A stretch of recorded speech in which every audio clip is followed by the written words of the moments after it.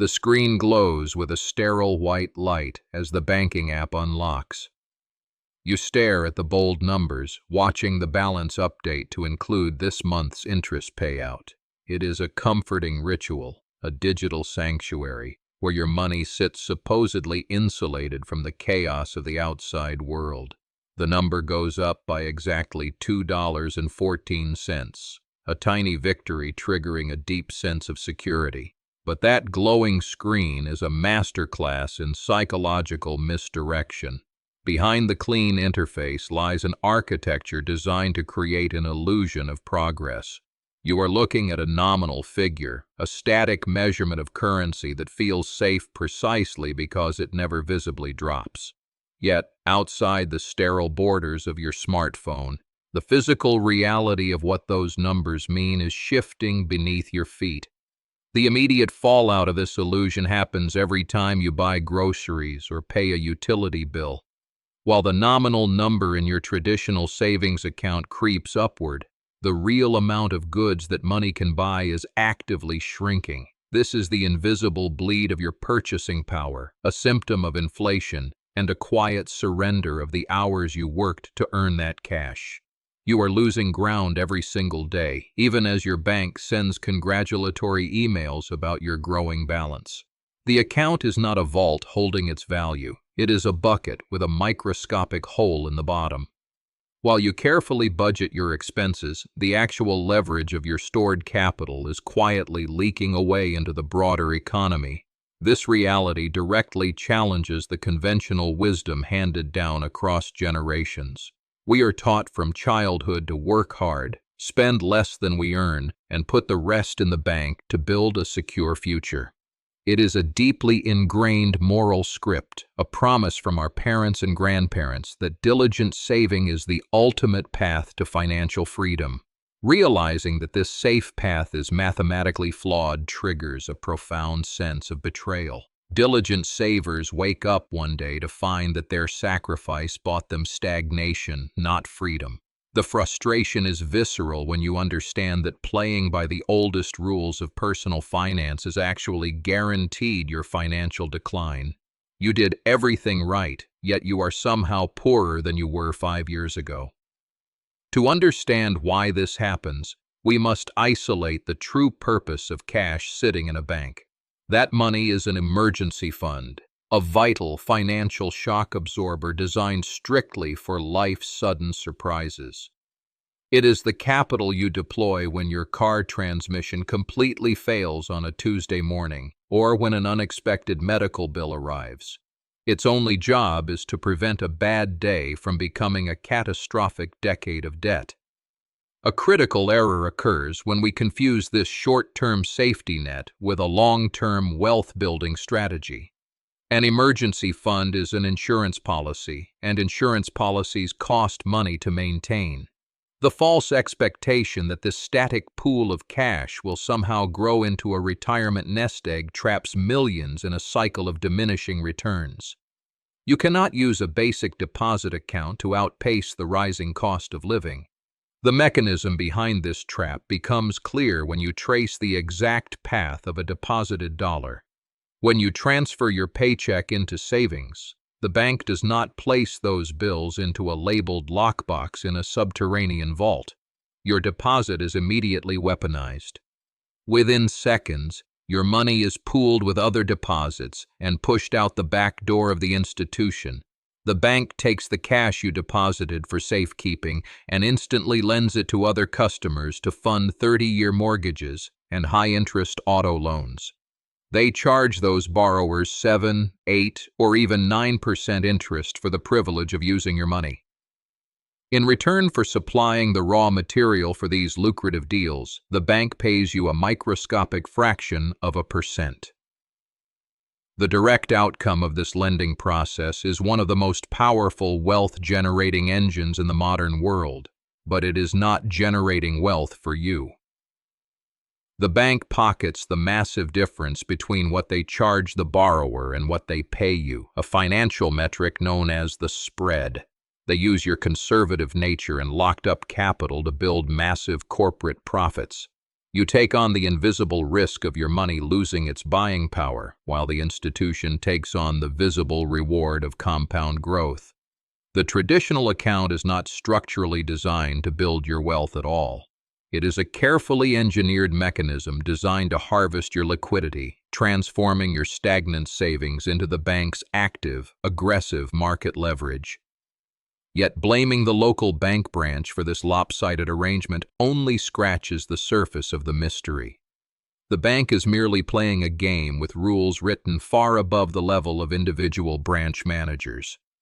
To understand why your savings yield is stubbornly low, we have to pivot away from your personal checking account and look at the broader macroeconomic forces dictating the cost of money itself. There is an invisible hand manipulating the exact value of those digits on your phone screen, deciding whether you get ahead or fall behind. This hidden force determines the baseline interest rates for the entire global economy, setting the stage for how much your savings will ultimately bleed. The true culprit draining your financial future is not just corporate greed, but the deliberate, government-level financial policy that treats your savings as collateral damage. At the top of the financial food chain sits the central bank, an institution dictating the baseline cost of money for the entire country. They control a master lever that makes cash expensive or cheap to borrow. When the economy slows, they lower interest rates, flooding the market with cheap capital to stimulate corporate borrowing and aggressive consumer spending. Every action at this macroeconomic level has a direct casualty at the bottom. When the central bank makes it incredibly cheap for corporations to borrow millions, the immediate victim is the yield on your traditional savings account. The bank no longer needs to attract your deposits with competitive rates because the government is already providing cheap liquidity. This dynamic defined the historical financial landscape of the past decade. We lived through a prolonged, unprecedented era where global interest rates were slashed to near zero. Financial districts operated in a bizarre macroeconomic environment where the cost of borrowing effectively vanished, creating a booming arena for massive corporate risk-takers and institutional debtors. Meanwhile, the traditional saver was left stranded in a barren wasteland. This environment fundamentally flipped the script on financial responsibility, actively penalizing anyone holding cash. While corporations were rewarded for taking on debt, the everyday person clinging to a conservative savings account watched their promised returns evaporate into thin air. While your interest rate was deliberately suppressed, a second destructive mechanism was quietly activated. Inflation is often misunderstood as simply rising prices, but it is actually the continuous expansion of the money supply itself. When a central bank prints currency, they inject billions of new bills into the financial ecosystem, altering the math of everyday life. The process is devastatingly simple. You have a massive influx of new dollars chasing the exact same amount of physical goods, services, and real estate. Because there is more currency competing for finite resources, every existing dollar becomes slightly less rare, instantly diluting its purchasing power at the local cash register. To understand the real-world impact, look at a static pile of cash sitting untouched during a period of 4% inflation. The balance never moves, but the world becomes 4% more expensive to navigate. This dynamic acts as an invisible, unlegislated tax that directly targets conservative savers without a single politician voting on it. This silent tax is the ultimate phantom thief. It erodes your net worth relentlessly without ever touching the actual numbers on your screen. You can log into your banking app and see the exact same balance, yet the actual utility of that money is bleeding out, transferring your wealth back into the broader system while you sleep. The psychological toll of this invisible drain is deeply frustrating for the everyday worker. You do everything right according to the old rules, diligently transferring a portion of every paycheck into savings. But instead of moving forward, you realize you are sprinting on a treadmill that is slowly increasing its speed. The harder you work, the further you fall. There is a unique despair in watching your goals slip further out of reach despite your best efforts. You might save diligently for years, only to watch the required down payment for a modest house jump impossibly higher. The money you sacrificed so much to hoard is betraying you, quietly losing its strength just when you need it. To survive this system, you must understand the critical difference between nominal and real interest rates. The nominal rate is the optimistic, heavily marketed number the bank prints on a billboard. If a bank advertises a 2% annual percentage yield, that is the nominal rate, functioning as an absolute illusion of financial growth. The real interest rate is the only metric that actually matters. This is what you yield only after subtracting the current rate of inflation from that advertised nominal rate. It strips away the bank's marketing spin and exposes the raw mathematical reality of your actual financial position, revealing whether your money is gaining or losing power. Let us walk through a concrete, undeniable calculation to expose the trap. Imagine your bank proudly pays you that 2% nominal interest on your emergency fund. At the end of the year, your balance has technically gone up, but if inflation is currently running at 5%, the cost of living has accelerated much faster than your savings. You subtract the 5% inflation penalty from your 2% nominal gain, leaving you with a real interest rate of -3%. This negative real yield is a guaranteed mathematical destruction of your wealth over time. You successfully protected your digits, but you completely failed to protect your actual purchasing power in the real economy. This mathematical destruction does not happen overnight. It is a slow, methodical drain that compounds year after year, hiding its damage behind a growing balance. Let a full decade pass under these conditions. You park $10,000 in a standard savings account, trusting the financial system to reward your patience. After 10 years of collecting that small nominal interest, your balance looks impressive on the screen. The bank statement proudly displays $12,000. But step outside the bank and into the grocery store or the housing market. The cost of everything around you has surged, driven by inflation. That $12,000 you carefully guarded now only possesses the purchasing power of $7,000 in the future economy. You did not break any rules, and you did not make any reckless bets, yet you suffered a massive, hidden loss of real value. This brutal reality forces a complete reevaluation of a word we are taught to worship from a young age: safety. Since childhood, you are told that avoiding the stock market and dodging volatile investments is the guaranteed way to keep your money secure. The bank vault is presented to you as the ultimate fortress against financial ruin. But avoiding market volatility does not mean you are avoiding financial risk. It simply means you are trading the visible risk of a temporary market dip for the invisible, guaranteed risk of inflation. The fortress is not actually protecting your wealth. It is slowly suffocating your purchasing power behind thick steel doors, ensuring you quietly lose ground. Here lies the ultimate paradox of cash preservation. Absolute stability in your nominal balance guarantees a severe decline in your real wealth. By hoarding cash to eliminate short-term bumps and daily price swings, you are signing a silent contract. You are accepting the absolute, guaranteed certainty of long-term purchasing power decay. The system is perfectly engineered to make you feel comfortable while you slowly bleed out. You check your phone, you see the exact same numbers from yesterday, and your brain registers a feeling of deep security.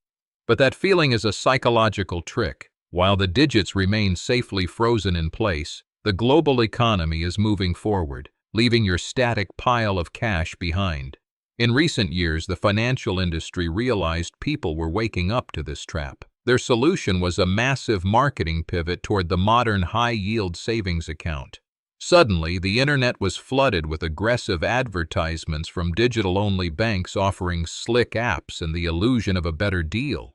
These modernized accounts promise returns of 4% or even 5%, flashing these numbers across billboards and social media feeds. They present themselves as the ultimate financial weapon, a way to finally beat the system without taking risk. Millions eagerly transfer their funds, convinced they have found the cheat code to safe, profitable saving. But peel back the bright interface of these high-yield accounts, and the underlying math remains surprisingly grim. Let us run the numbers on this supposed financial rescue. If your slick new app pays you a 5% yield, but the broader economic environment is running a 4% inflation rate, your actual progress is heavily restricted. You are left with a tiny 1% gain in real purchasing power, and the system is not done with you yet. That 5% nominal gain is considered taxable income by the government. Once you pay taxes on the interest you earned, that fragile 1% real gain is instantly wiped out. You are left with zero growth, or worse, a negative real return. The high-yield account merely preserves your ability to tread water. It does not pull you into the boat. The damage goes far beyond the money you slowly lose to inflation and taxes. The true devastation lies in the massive opportunity cost of oversaving. Every single dollar sitting idle in a traditional or high-yield savings account, beyond what you need for a basic emergency fund, is a dollar permanently sidelined from wealth creation. That hoarded cash is locked out of the real game. It cannot participate in asset appreciation, it cannot buy equity in growing businesses, and it cannot acquire tangible property that scales alongside inflation. By keeping too much of your wealth trapped in the perceived safety of a bank ledger, you are starving your own future of the compound growth necessary to achieve financial freedom. This brings us to the core, highest impact revelation of the entire financial machine. Savings accounts were never mathematically designed to build wealth. They were never created to make you rich, to secure your retirement, or to outpace the relentlessly rising cost of living. They are strictly designed as temporary holding pens for capital. A bank account is a utility for daily transactions and immediate liquidity, not an investment vehicle. Treating a savings account like a wealth-building tool is like trying to drive a parked car. The engine is running, the dashboard lights are on, but the vehicle is fundamentally bolted to the ground. Understanding this truth brings a sudden, quiet liberation. For years, you might have looked at your stagnant bank balance and carried the heavy guilt that you simply were not saving enough. That guilt is misplaced. Your savings account is doing exactly what it was engineered to do, bleeding purchasing power while keeping your capital corralled for institutional use. You are not failing the system. The system was fundamentally built to prevent your idle cash from multiplying. Recognizing that a bank account is merely a waiting room for your money frees you from the unwinnable race of trying to save your way to prosperity. It is the moment you stop expecting a parked vehicle to win a marathon. The durable consequence of this architecture is visible in the widening chasm of wealth inequality. When the United States abandoned the gold standard in 1971, it fundamentally altered the global economy. It shifted rewards away from those who hoard currency and toward those who own productive assets, creating a permanent structural penalty on cash.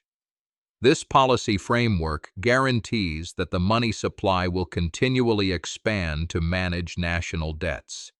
Because central banks openly target an inflation rate of 2%, they operate a mechanism designed to halve the value of your cash over time. The traditional saver has become the ultimate casualty of modern macroeconomics. The human aftermath of this shift leaves generations stranded on a financial island that is slowly sinking. Families who followed the rules of the 20th century, dutifully packing away a portion of every paycheck, now find themselves unable to afford a median-priced home. Their financial discipline is swallowed by asset inflation. We see this consequence in the delayed milestones of an entire generation. Retirements are pushed back indefinitely, and the transfer of generational wealth is stalled. The stored energy of a lifetime of work was left in an account that could not defend itself, trusting an institution never designed to protect the working class. This reality forces a brutal reevaluation of what we consider safe. Look back at the inflation shock of 2022, when the consumer price index surged past 8%, vaporizing years of accumulated interest for millions of depositors. That specific aftershock shattered the illusion that a government-insured deposit is free of risk. The changed assumption is that holding cash is no longer a neutral position. In a fiat currency system driven by constant expansion, standing still is a mathematical guarantee of moving backward. The safe harbor of the savings account has been exposed as a slow leak, forcing individuals to abandon the shore entirely. Yet as the financial landscape grows increasingly complex, a haunting question remains unresolved. If the very foundation of basic saving is mathematically flawed, how will the vast majority of the population ever bridge the gap between their labor and true financial independence? The public record offers no clear solution for those locked out. The bank app on your phone will always show you a crisp, comforting number. It will tell you exactly how many dollars you have, but it will never tell you what those dollars can actually buy. The true mystery of wealth is found in the quiet realization that you must stop playing by their rules.